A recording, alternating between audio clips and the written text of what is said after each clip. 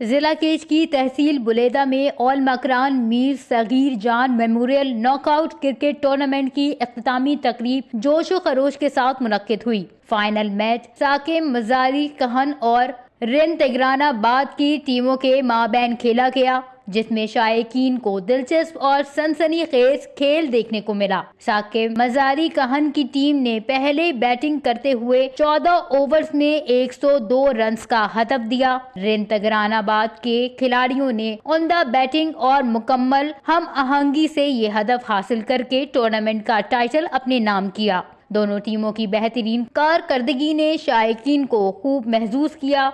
तकरीब के मेहमान खुसूसी FC बलूचिस्तान के ब्रिगेडियर साकिब गुलजार थे, जिनके हमरा मेजर यूसुफ भी मौजूद थे।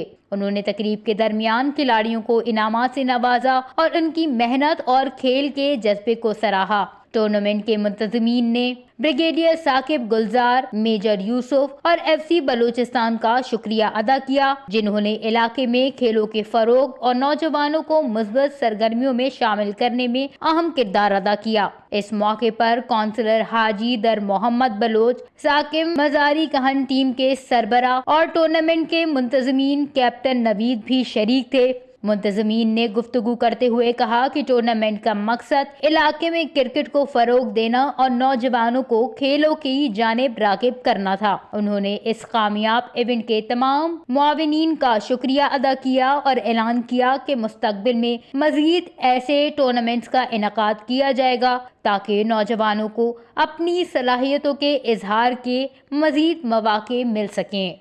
वश न्यूज़, केज, बलूचिस्तान।